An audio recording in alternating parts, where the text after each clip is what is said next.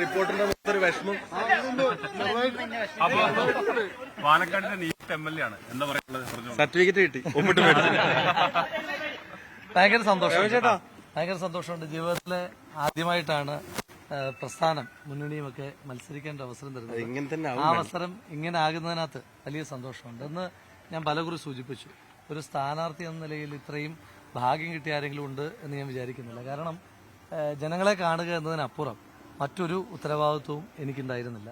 ഈ തെരഞ്ഞെടുപ്പിന്റെ back end വർക്കുകൾ എല്ലാം പ്രധാനപ്പെട്ട നേതാക്കന്മാർ അതുപോലെ തന്നെ നമ്മുടെ പ്രവർത്തകർ അവരാണ് നേതൃത്വം കൊടുത്തതെന്ന് പറയുമ്പോൾ ഭയങ്കര സന്തോഷമുണ്ട്. അത് അന്നിറങ്ങിയ ദിവസം തൊട്ട് ഈ ഏറ്റവും ഒടുവിലത്തെ ദിവസം വരെ ഈ കൗണ്ടിംഗ് ഡേ വരെ നേതാക്കന്മാരുടെ ഒരു വലിയ പിന്തുണ, അത് കേരളത്തിലെ പൊതുവായ നേതാക്കന്മാരുടെയും ഇപ്പം പഞ്ചായത്തിന്റെയൊക്കെ ചുമതല, പിന്നെ പാർട്ടിയുടെ സീനിയറായിട്ടുള്ള MLA-മാരൊക്കെ പഞ്ചായത്തിന്റെ ചുമതലയും വാർഡിന്റെ ചുമതലയും ഒക്കെ ഏറ്റെടുത്ത് നടത്തുന്നു എന്നത് തൊട്ട് ഇങ്ങോട്ട് വരുമ്പോൾ ഇപ്പം തുടക്കം തൊട്ടൊടുക്കം വരെ 2 ജനപ്രതിനിധികൾ, ഒന്ന് പാലക്കാടിന്റെ മുൻ MLA ആയ ശ്രീ ഷാഫി പറമ്പിൽ, പിന്നെ പാലക്കാടിന്റെ MP ആയ ശ്രീ VK ശ്രീകണ്ഠൻ, അവരെല്ലാവരും ഒരു ടീമായിട്ട് ഇന്ന് പോലുള്ളൊരു ഒരു വേറെ ഏതെങ്കിലും ഒരു സ്ഥാനാർത്ഥി കിട്ടുമോ? ഇപ്പം ചീഫ് ഇലക്ഷൻ ഏജന്റ് ഇവിടുത്തെ മുൻ MLA-യും MP-യുമായിട്ടുള്ള ആള്, കൗണ്ടിംഗ് ഏജന്റ് നിലവിലെ MP എന്ന് പറയുന്ന രീതിയിൽ ഒരു സാധാരണ പ്രവർത്തകനെ ഇങ്ങനെ ചേർത്ത് പിടിക്കുമ്പം സാധാരണ പശ്ചാത്തലമുള്ള ആളുകൾക്ക് പ്രസ്ഥാനത്തിലേക്ക് വരാൻ വലിയ കരുത്താണ്. അതുപോലെ തന്നെ മുന്നണി എന്ന നിലയിൽ ഇപ്പം മുന്നണി എന്ന നിലയിൽ എല്ലാ മുന്നണിയുടെ നേതാക്കന്മാർ ഇവിടേക്ക് എത്തിയത് പാണക്കാട് തങ്ങൾ, അതുപോലെ തന്നെ Shri NK Premachandran, Shri P John അടക്കം കേരള കോൺഗ്രസ് നേതാക്കന്മാരടക്കം എത്തി.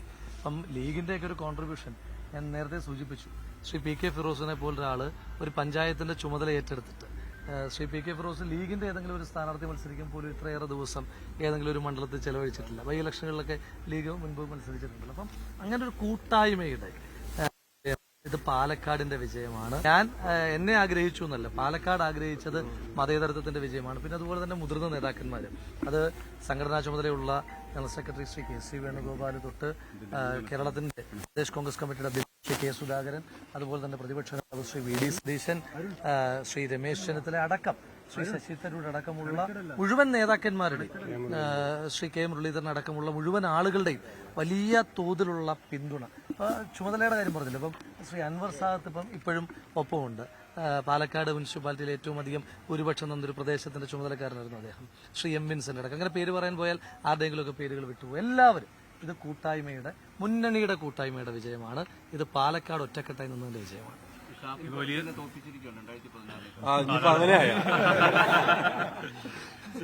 അതല്ല, ചരിത്ര ഭൂരിപക്ഷമാണ് ഇത്. ഈ ഭൂരിപക്ഷത്തിലേക്ക് ആരും വന്നിട്ടില്ല.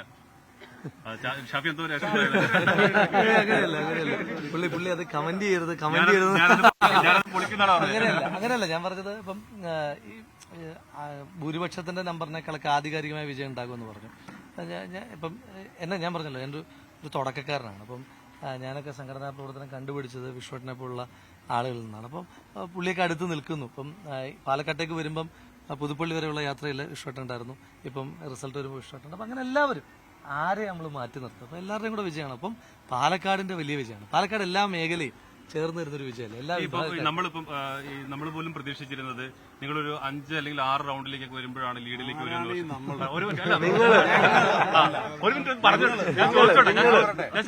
സമ്മേളനത്തിൽ ചോദ്യത്തിന് ഒരു പ്രസക്തിയില്ലല്ലോ, കാരണം അത്ര റെക്കോർഡ് ഭൂരിപക്ഷമാണ്.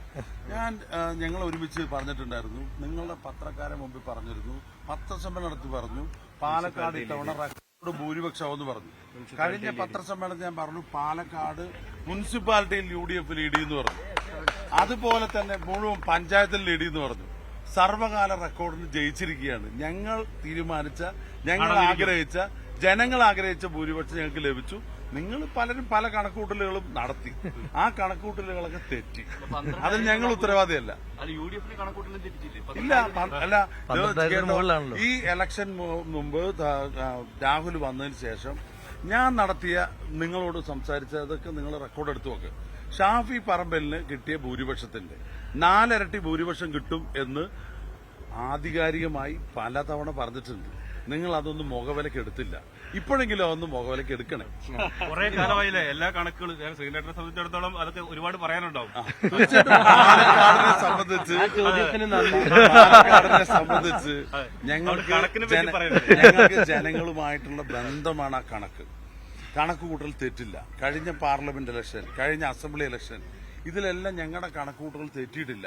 അല്പസ്വല്പം വ്യത്യാസം വന്നത് വലിയൊരു ഭൂകമ്പം സ്ഥാനാർത്ഥിയെ കൊണ്ടുവന്നപ്പോഴാണ്. ഇപ്പോൾ മുമ്പ് കഴിഞ്ഞ 5 തെരഞ്ഞെടുപ്പിൽ നിങ്ങൾ നോക്കിക്കോ, UDFിനോടൊപ്പം ഇത്രയും മതേതര മനസ്സോടുകൂടി ഉറച്ചു നിന്ന ഒരുപാട് വെല്ലുവിളികളും പുകമറകളും വിവാദങ്ങളും ഉണ്ടായിട്ടും ഞങ്ങളോടൊപ്പം നിന്ന് ജനങ്ങളോടുള്ള ഞങ്ങളുടെ ബന്ധമാണ്.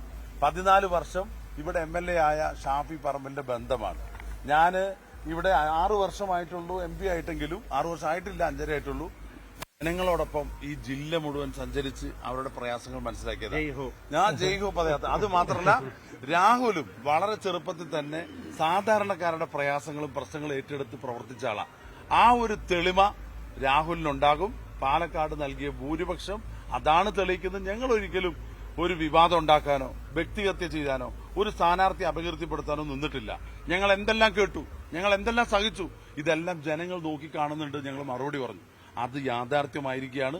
നിങ്ങളുടെ എല്ലാവരുടെയും സഹകരണത്തിന് പ്രത്യേകമായി ഇലക്ഷൻ കമ്മീഷൻ ഇലക്ഷൻ കമ്മിറ്റിയുടെ ചെയർമാൻ എന്നുള്ള നിലയ്ക്ക് പ്രത്യേകമായ നന്ദി ഞങ്ങളെ ദ്രോഹിച്ചവരോടും ഞങ്ങൾ രേഖപ്പെടുത്തി. BJPക്ക് വലിയൊരു തിരിച്ചടി ഉണ്ടായിട്ടുണ്ട്. അപ്പം അതോടൊപ്പം തന്നെ വലിയൊരു വോട്ട് വീതം നിങ്ങൾക്ക് BJPയുടെ കേന്ദ്രങ്ങളിൽ നിന്നുണ്ട്. അത് ഈ സന്ദീപ് വാര്യർ പോകുന്നതുകൊണ്ട് മാത്രമാണോ, അതല്ലെങ്കിൽ നേരത്തെ തന്നെ അനുകൂല?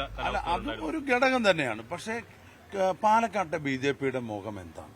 ഇവിടെ വേറെ സ്ഥാനാർത്ഥികളും മത്സരിക്കാനില്ലേ? എന്നും ഒരു സ്ഥാനാർത്ഥിയാണ്. നഗരസഭയിൽ ഒരു സ്ഥാനാർത്ഥി, നിയമസഭയിൽ ഒരു സ്ഥാനാർത്ഥി, പാർലമെന്റിൽ ഒരു സ്ഥാനാർത്ഥി. ജനങ്ങൾ കണ്ടു മടുത്തില്ലേ? അത് മാത്രമല്ല, അതിന്റെ അകത്തുള്ള ആഭ്യന്തര കുഴപ്പം എത്രയാ? ഇവിടെ ഭൂരിപക്ഷം പറഞ്ഞത് ഈ 11 മണിക്ക് എന്നെ ചാനലിന് ചർച്ചയ്ക്ക് വിളിച്ചോ എന്ന് പറഞ്ഞാൽ നമ്മുടെ സുരേട്ടൻ എവിടെയുണ്ട്? അതെ, രാഹുൽ മൂന്നാമത്തെ. ഞാനപ്പോ പറഞ്ഞു ഉള്ളി തോല് പൊളിച്ചതുപോലെയാവെന്ന് പറഞ്ഞില്ലേ? ഇപ്പൊ ആയില്ലേ? അപ്പൊ അതാണ്, ഞങ്ങൾ ജനങ്ങളായിട്ട് ബന്ധമുണ്ട്. അവര് മാഫിയകളായിട്ട് ബന്ധമുള്ളവരാ. അവർക്ക് ജനങ്ങളായിട്ട് ബന്ധമില്ല. ഈ നഗരസഭ 9 വർഷമായിട്ട് ഭരിക്കുന്നു. ഇവിടെ ജീവിക്കുന്നവർക്ക് അറിയാം എത്രയാ പ്രയാസം. റോഡുകളുടെ കാര്യം, എല്ലാ അർത്ഥത്തിലും കുടിവെള്ളത്തിന്റെ കാര്യം, എത്ര ഫണ്ട് കിട്ടി, അതെല്ലാം വെട്ടിപ്പടത്തി പൂർത്തിയാകാത്ത വികസനങ്ങൾ കണ്ണിന്റെ മുമ്പിൽ കിടക്കുക. പിന്നെയാണ് വികസനത്തിന്റെ പൂക്കാലം എന്ന് പറഞ്ഞ് കേന്ദ്രമന്ത്രി ഒന്ന് പ്രസംഗിച്ച അത് ഉൾക്കൊള്ളാൻ മാത്രം വിഡ്ഢികളല്ലോ പാലക്കാട്ടെ ജനങ്ങൾ. അത് തിരിച്ചറിഞ്ഞു. BJPക്ക് ഇതുപോലെ കണക്കിന് പ്രഹരം കിട്ടിയ ഒരു തെരഞ്ഞെടുപ്പ് അടുത്ത കാലത്തൊന്നും ഉണ്ടായിട്ടില്ല. തൃശൂർ പൂരം കലക്കിയതിന് പാലക്കാട്ട് വെടിക്കെട്ടോട് കൂടിയിട്ടാണ് ജനങ്ങൾ മറുപടി കൊടുത്തിരിക്കുന്നത്.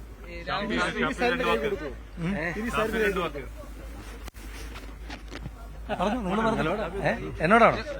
അല്ല, പിന്നെ അതായത് ഈ ഇപ്പം പാർട്ടി പ്രവർത്തകർ ആഗ്രഹിക്കുന്നുണ്ട്. പഴയ MLA അത്ര ഞാൻ എപ്പോഴും പാർട്ടി പ്രവർത്തകരുടെ, ഞാനൊരു പാർട്ടി പ്രവർത്തകനാണ്, സാധാരണ പാർട്ടി പ്രവർത്തകനാണ്. ഞാൻ പിന്നെ മുമ്പൊരിക്കൽ വിശ്വാട്ടന്റെ ഒരു പ്രസംഗത്തിൽ പറഞ്ഞിട്ടുണ്ട്, എന്റെ വിശ്വാട്ടന്റെ കുടുംബത്തിൽ നിന്ന് ഒരു പഞ്ചായത്ത് മെമ്പർ പോലും ഇല്ല. അതുപോലെ കുടുംബത്തിൽ നിന്ന് ഒരാളാണ് ഞാൻ. അപ്പൊ അതുകൊണ്ട് എന്റെ വികാരങ്ങളെല്ലാം പാർട്ടി പ്രവർത്തകന്റെ വികാരമാണ്. അപ്പൊ അതുകൊണ്ട് തെരഞ്ഞെടുപ്പിന്റെ സമയത്ത് സ്വാഭാവികമായിട്ടും നമ്മളെ വഞ്ചിച്ചിട്ട് പോകുന്ന ഒരാളോട് അങ്ങനെ എളുപ്പം സമരസപ്പെടാൻ പാർട്ടിയുടെ പ്രവർത്തകർ ആഗ്രഹിക്കില്ല. ആ പ്രവർത്തകരുടെ വികാരത്തിനോടൊപ്പമാണ് ഞാൻ. അല്ല, അത് തീർച്ചയായിട്ടും ഇപ്പൊ അദ്ദേഹത്തെ കണ്ടപ്പോ അദ്ദേഹത്തിന് കൈ കൊടുത്തിരുന്നല്ലോ. ആ ചോദ്യത്തിന് പ്രസക്തിയല്ലോ. അദ്ദേഹത്തെ മേളിൽ വെച്ച് കണ്ടപ്പോ അദ്ദേഹത്തിന് കൈ കൊടുത്തിരുന്നു. അല്ല, അതിനെപ്പറ്റി എനിക്കറിയില്ല. ഞാൻ അങ്ങനെ അധിക്ഷേപിക്കാനില്ല. ഞാൻ ഈ തെരഞ്ഞെടുപ്പിന്റെ ഒരു ഘട്ടത്തിലും അധിക്ഷേപിച്ചിട്ടുള്ള ഒരാളല്ല. തെരഞ്ഞെടുപ്പ് കഴിയുമ്പോഴും അപ്പം നിങ്ങൾ തന്നെ വിലയിരുത്തണം എന്തെല്ലാം അധിക്ഷേപങ്ങൾ വ്യക്തിപരമായി എനിക്ക് കേൾക്കേണ്ടി വന്നു ഈ തെരഞ്ഞെടുപ്പുമായിട്ട് ബന്ധപ്പെട്ട്. ഞാനൊരു കാര്യം പറയാം. ഞാൻ 4 ഇലക്ഷന് മത്സരിച്ചിട്ടുണ്ട്. VK ശ്രീകണ്ഠൻ മത്സരിച്ചിട്ടുണ്ട്. ഷാഫി പറമ്പിൽ മത്സരിച്ചിട്ടുണ്ട്. പക്ഷെ ഞങ്ങൾ ആരും ഒരു തെരഞ്ഞെടുപ്പിലും ഇതുപോലെ ശ്രീ രാഹുൽ മാങ്കൂട്ടത്തിൽ നേരിട്ട പോലെ വ്യക്തി അധിക്ഷേപം നേരിട്ടിട്ടില്ല. പക്ഷേ അദ്ദേഹം വളരെ സമചിത്തതയോടുകൂടി അതിനെ നേരിട്ടു. തുടക്കക്കാരനാണെങ്കിൽ പോലും വലിയ പക്വത അക്കാര്യത്തിൽ കാണിച്ചു. പാർട്ടിയും മുന്നണിയും MP ആണെങ്കിലും MLA 2 MPമാരും അവരും മര്യാദ വിടാതെ അതിനോട് പ്രതികരിച്ചു. പക്ഷെ ഞങ്ങൾ അനുഭവിച്ച പ്രയാസം, ഞങ്ങൾ നേരിട്ട പ്രതിസന്ധി, വ്യാജ ആരോപണങ്ങൾ, വ്യക്തി അധിക്ഷേപം, അത് ഞാൻ പ്രത്യേകമായി രാഹുലിനെ പ്രത്യേകമായിട്ട് അഭിനന്ദിക്കുകയാണ്. കാരണം ആ സമനില ആരുടെ ആണെങ്കിലും നഷ്ടപ്പെടുന്ന തരത്തിലായിരുന്നു. പക്ഷെ സമചിത്തതയോടുകൂടി അദ്ദേഹം അതിനെ നേരിട്ടു.